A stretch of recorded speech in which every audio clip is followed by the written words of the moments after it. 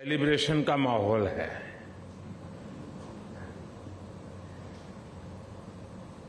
भारत में हर साल आने वाला लंबा फेस्टिवल सीजन एक तरह से प्रीपोन हो गया है। ये फेस्टिव सीजन ऐसा होता है जब हमारी सोसाइटी भी सेलिब्रेट करती है और हमारा बिजनेस भी सेलिब्रेट करता है। और इस बार ये 23 अगस्त से ही शुरू हो गया है।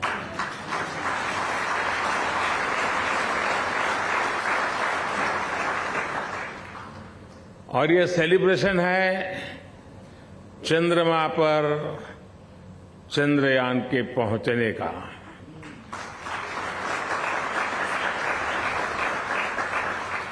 भारत के लूनर मिशन की सफलता में हमारी स्पेस एजेंसी इसरो की बहुत बड़ी भूमिका है, लेकिन साथ ही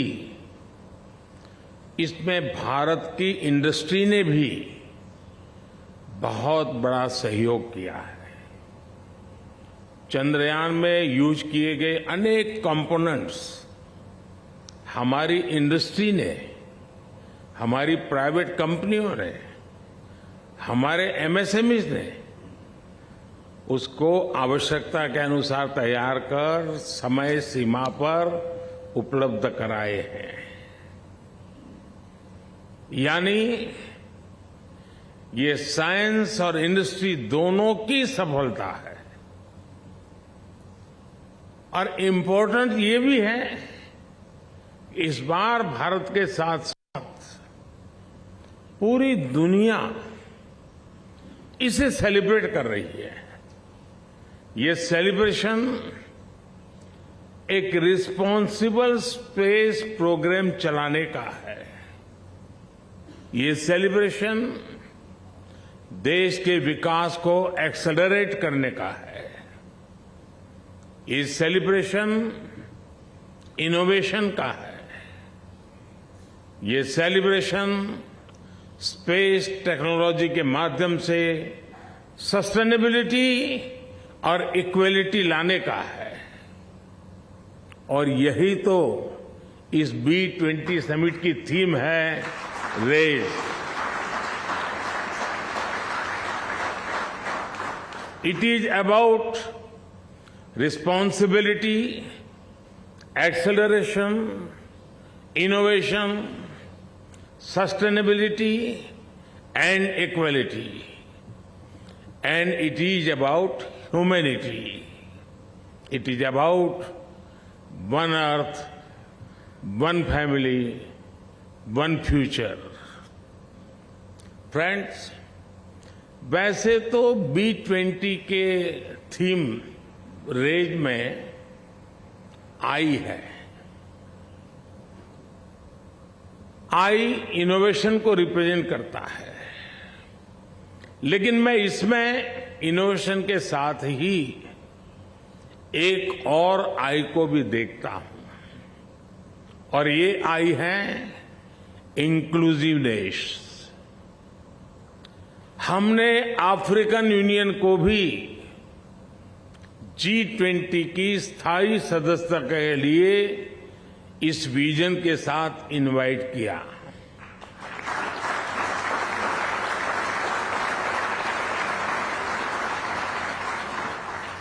B20 में भी अफ्रीका के इकोनॉमिक डेवलपमेंट को एक फोकस एरिया रखा गया है।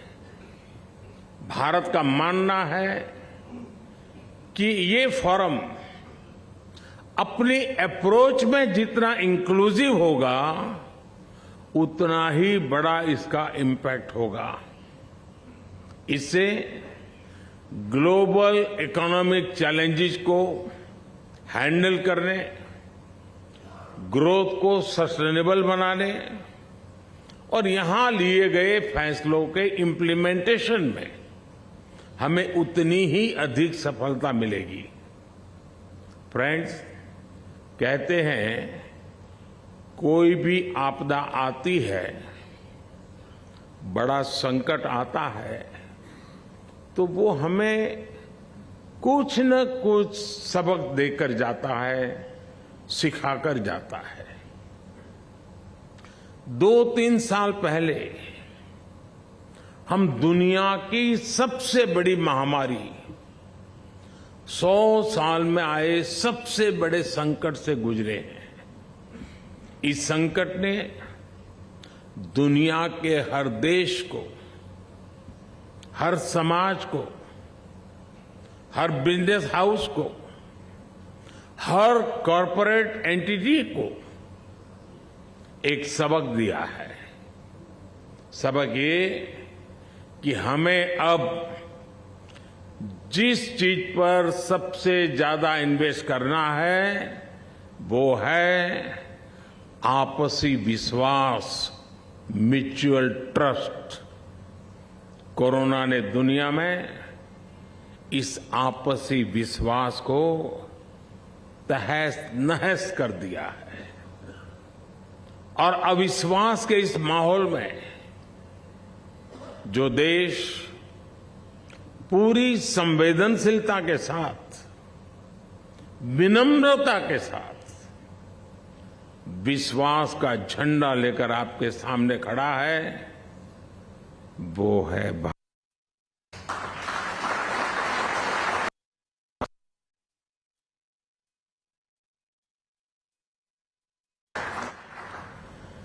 100 साल के सबसे बड़े संकट में भारत ने जो चीज दुनिया को दी वो है विश्वास, ट्रस्ट,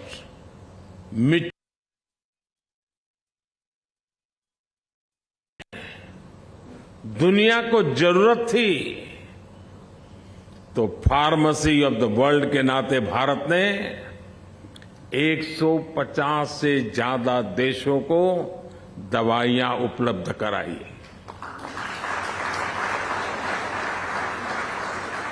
जब दुनिया को कोरोना की वैक्सीन की जरूरत थी तो भारत ने वैक्सीन का प्रोडक्शन बढ़ाकर करोड़ों करोड़ों लोगों की जान बचाई।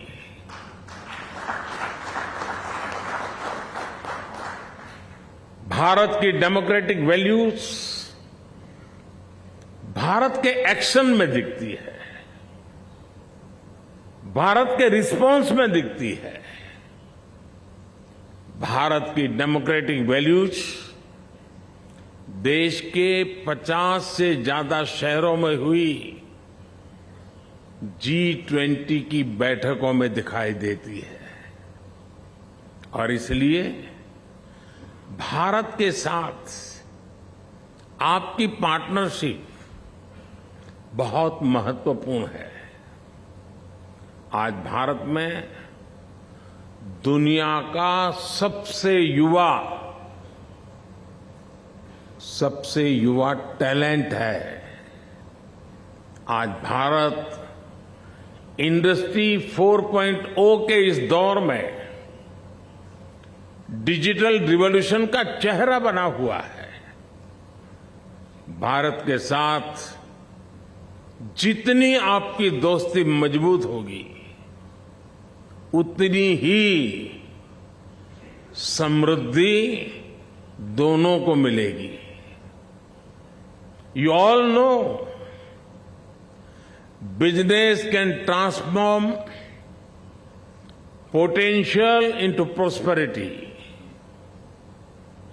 obstacles into opportunities, aspirations into achievements. Whether they are small or big, global or local, business can ensure progress for everyone.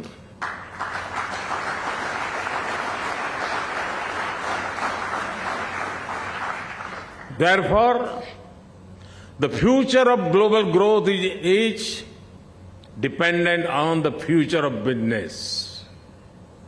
Friends, कोविड-19 से पहले और कोविड-19 के बाद की दुनिया बहुत बदल गई है। कई चीजों में इरिवर्सिबल चेंज हम देख रहे हैं।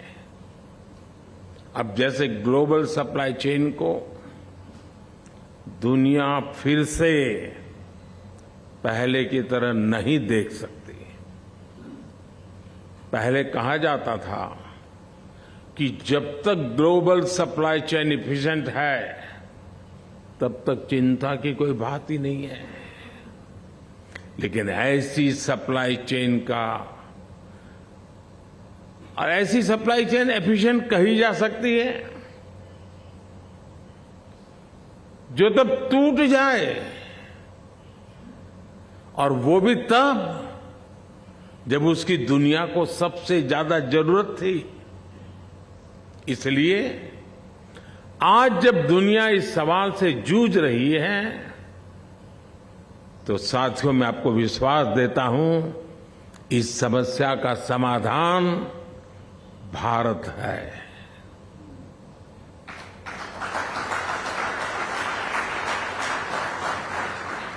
एक एफिशिएंट और ट्रस्टेड ग्लोबल सप्लाई चेन के निर्माण में भारत का अहम स्थान है, और इसके लिए ग्लोबल बिजनेस को अपनी रिस्पांसिबिलिटी आगे बढ़ाकर और आगे बढ़कर के हम सबको मिलकर के उठानी होगी। फ्रेंड्स, मुझे खुशी है कि G20 देशों के बीच बिजनेस 20 डिबेट और डायलॉग का एक वाइब्रेंट फोरम बनकर उभरा है। इसलिए जब इस मंच पर हम ग्लोबल चैलेंजेस के सॉल्यूशंस पर चर्चा कर रहे हैं, तब सस्टेनेबिलिटी बहुत अहम विषय है। हम सबको ये ध्यान रखना होगा कि सस्टेनेबिलिटी की बातें सिर्फ नियमों कानूनों तक सीमित न रहे, बल्कि ये रोजमर्रा की जिंदगी का हिस्सा बने, जीवन का हिस्सा बने। मेरा आग्रह ये है कि ग्लोबल बिजनेस को इससे एक कदम और आगे आना चाहिए। सस्टेनेबिलिटी अपने आप में अपॉर्चुनिटी भी है और एक बिजनेस मॉडल भी है। अब आप छोटा सा मैं उदाहरण देता हूं, मिलेट्स का उदाहरण समझ सकते हैं। इस वर्ष को UN international year of millets के रूप में मना रहा है। मिलेट्स सुपर फूड भी हैं, एनवायरमेंट फ्रेंडली भी है, भी सपोर्ट करता है, और इसमें फूड प्रोसेसिंग बिजनेस में भी अपार संभावनाएं हैं। यानी ये लाइफस्टाइल और इकोनॉमी हर लिहाज से विन विन मॉडल है। इसी प्रकार हम सर्कुलर इकोनॉमी को भी देखते हैं, इसमें भी बिजनेस के लिए बहुत बड़ी संभावनाएं हैं। भारत में हम ग्रीन एनर्जी पर बहुत अधिक बल दे रहे हैं। हमारा प्रयास है कि सोलर एनर्जी कैपेसिटी में जो सफलता भारत को मिली है, इसको हम ग्रीन हाइड्रोजन के सेक्टर में भी दोहराएं। भारत की कोशिश इसमें भी दुनिया को साथ लेकर चलने की है, और ये कोशिश इंटरनेशनल सोलर अलायंस के तौर पर भी दिखाई देती है। फ्रेंड्स, पोस्ट कोरोना वर्ल्ड में आजकल हम देखते हैं कि अपनी हेल्थ को लेकर सभी बहुत कॉन्शियस हो गए हैं। हेल्थ कॉन्शियसनेस डाइनिंग टेबल पर तो तुरंत दिखती है।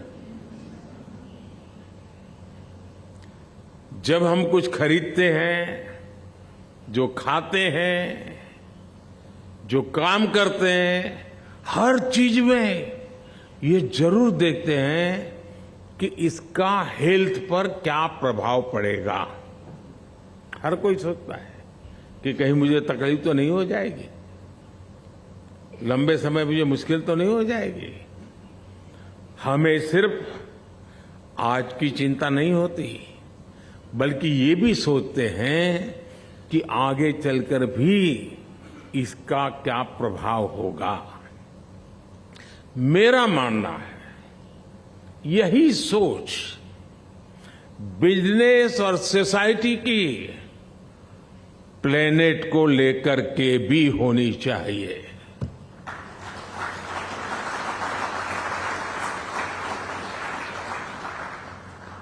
जितनी चिंता मुझे मेरे हेल्थ के लिए हो और मेरी रोजमर्रा की जिंदगी में वो मेरा तराजू हो, तो मेरे रोजमर्रा की जिंदगी में प्लेनेट को क्या इम्पैक्ट होगा, उसकी हेल्थ का क्या होगा, यह भी तो हमारी जिम्मेवारी है। हर फैसले से पहले ये जरूर विचार किया जाना चाहिए कि इसका हमारी धरती पर क्या असर होगा। मिशन लाइफ यानी लाइफस्टाइल फॉर एनवायरनमेंट के पीछे यही भावना है। इसका मकसद दुनिया में प्रो प्लेनेट पीपल, इस प्रकार का एक समूह तैयार करना, एक आंदोलन खड़ा करना है। हर लाइफस्टाइल डिसीजन का बिजनेस वर्ल्ड पर कुछ न कुछ प्रभाव जरूर पड़ता है। जब लाइफस्टाइल और बिजनेस दोनों प्रो प्लेनेट होंगे तो अनेक समस्याएं वैसे ही कम हो जाएगी। हमें इस बात पर बल देना होगा कि अपने जीवन, अपने बिजनेस को हम कैसे एनवायरनमेंट के हिसाब से डालें। भारत ने बिजनेस के लिए ग्रीन क्रेडिट का फ्रेमवर्क तैयार किया है। हम लोग इतने दिनों से कार्बन क्रेडिट में ही उलझे हुए हैं और कुछ लोग कार्बन क्रेडिट का मजा भी ले रहे हैं।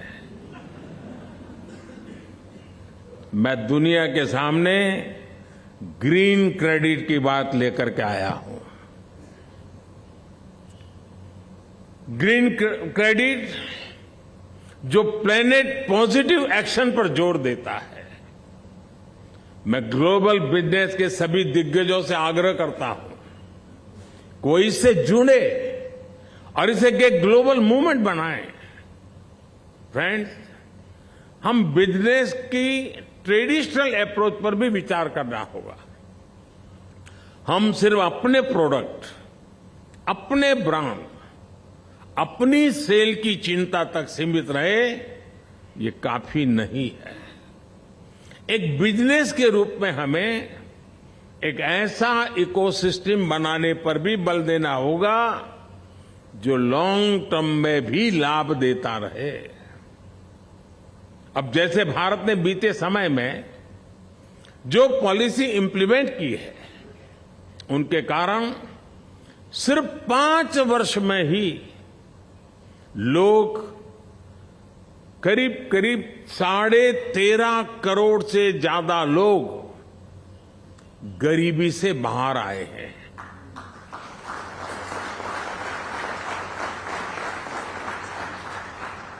ये जो गरीबी से ऊपर आने वाले लोग हैं, जो न्यू मिडिल क्लास है, और मैं मानता हूं यही सबसे बड़े कंज्यूमर है, क्योंकि वो एक नए एस्पिरेशंस के साथ आते हैं। जो न्यू मिडिल क्लास भी भारत की ग्रोथ को मोमेंटम दे रहा है। यानी सरकार ने गरीबों के लिए जो काम किया, उसके नेट बेनिफिशियरी हमारे मिडिल क्लास भी हैं और हमारे एमएसएमईज भी हैं। कल्पना कीजिए कि प्रो पुअर गवर्नेंस पर फोकस करने से आने वाले 5-7 साल में कितना बड़ा मिडिल क्लास तैयार होने वाला है। इसलिए हर बिजनेस को ज्यादा से ज्यादा लोगों की, और ये जो परचेजिंग पावर बढ़ रहा है, उस परचेजिंग पावर मिडिल क्लास का जैसे जैसे बढ़ता है तो सीधा सीधा वो बिजनेस पर बहुत बड़ा इंपैक्ट क्रिएट करता है। और हमने इस दोनों पर एक समान रूप से कैसे फोकस करना है। हमारा फोकस अगर सेल्फ सेंट्रिक रहा तो मैं नहीं मानता हूं कि हम खुद का भी भला कर पाएंगे और दुनिया का भी भला कर पाएंगे। ये चुनौती हम क्रिटिकल मटेरियल, रेयर अर्थ, ऐसे कई मेटल के मामले में अनुभव भी कर रहे हैं। ये ऐसी चीजें हैं जो कहीं बहुत अधिक हैं, कहीं है ही नहीं, लेकिन जरूरत पूरी मानव जात को है। जिसके पास वो अगर इन्हें ग्लोबल रिस्पांसिबिलिटी के रूप में नहीं देखेगा तो ये एक नए कॉलोनियलिज्म के मॉडल को बढ़ावा देगा। और ये मैं बहुत गंभीर चेतावनी दे रहा हूं। फ्रेंड्स, ये profitable market can be sustained when there is a balance in the interest of producers and consumers. This also applies to nations. Treating other countries only as a market will never work. It will harm even the producing countries sooner or later. Making everyone equal partners in progress is the way forward. There are many global business leaders here. Can we all give more thought to how to make business more consumer-centric? These consumers could be individuals or countries. Their interests need to be taken care of as well. Can we think of some sort of a yearly campaign for this? Every year, can global business come together to pledge themselves for the good of the consumers and their markets? साथियों, क्या दुनिया भर में सारे business मिलकर साल का कोई ऐसा दिन तय कर सकते हैं जिसे कंज्यूमर को समर्पित किया जा सके?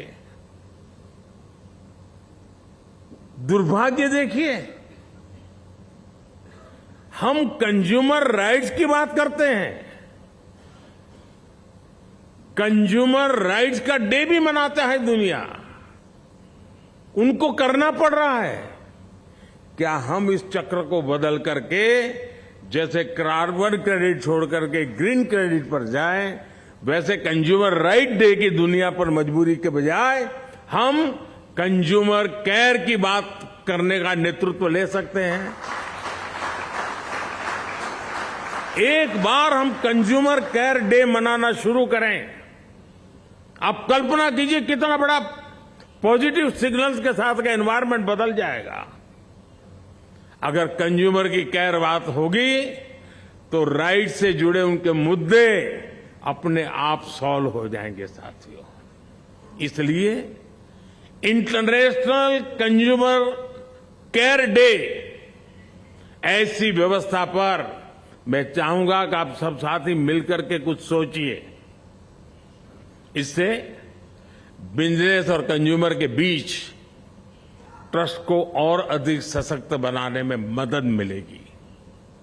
और हमें याद रखना है कि कंज्यूमर सिर्फ एक ज्योग्राफी के भीतर के रिटेल कंज्यूमर नहीं है, बल्कि अलग अलग देश भी हैं जो global trade, global goods and service के कंज्यूमर है।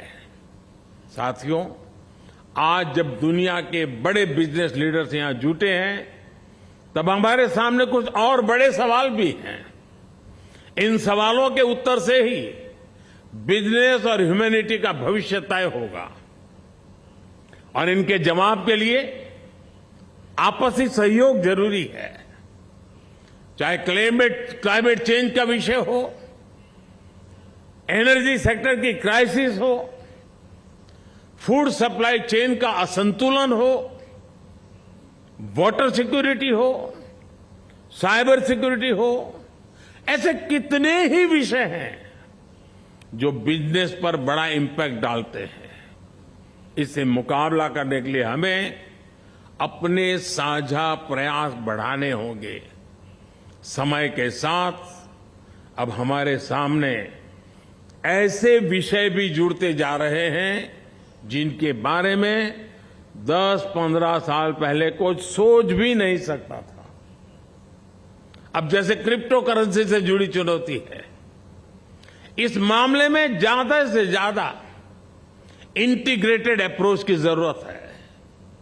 मैं समझता हूं इसके लिए एक ग्लोबल फ्रेमवर्क बनाया जाना चाहिए जिसमें सभी स्टेक होल्डर्स का ध्यान रखना चाहिए। आर्टिफिशियल इंटेलिजेंस को लेकर भी इसी प्रकार की अप्रोच की जरूरत है। आज एआई को लेकर दुनिया बहुत एक्साइटमेंट देख ही रही है, लेकिन एक्साइटमेंट के बीच कुछ एथिकल कंसिडरेशन भी है। स्किलिंग और रीस्किलिंग को लेकर एल्गोरिदम बायस और सोसाइटी पर उसके प्रभाव को लेकर चिंता ही जताई जा रही है। ऐसे विषयों को भी हम सबने मिलकर के हल करना होगा। ग्लोबल बिजनेस कम्युनिटीज और सरकारों को मिलकर के ये सुनिश्चित करना होगा कि एथिकल एआई को विस्तार मिले। हमें अलग अलग सेक्टर्स में पोटेंशियल ड्यूरेशंस को भांपना होगा। डिसरप्शन हर बार नजर आ रहा है और हम सोचते हैं, हिसाब लगाते हैं, उससे ज्यादा डिसरप्शन का स्केल, उसका व्याप और उसकी गहराई गंभीर होती जा रही है। इस समस्या का ग्लोबल फ्रेमवर्क, उसके तहत समाधान निकालना होगा। और साथियों, ऐसा नहीं है कि ऐसी चुनौतियां हमारे सामने पहली बार आई है। जब एविएशन सेक्टर बढ़ रहा था, जब फाइनेंशियल सेक्टर बढ़ रहा था, तब भी दुनिया ने ऐसे फ्रेमवर्क बनाए हैं। इसलिए आज मैं B20 को यह आह्वान करूंगा कि नए विषयों पर भी मंथन करे, चिंतन करे। Friends, business have successfully gone beyond borders and boundaries. Now is the time to take business beyond just the bottom line.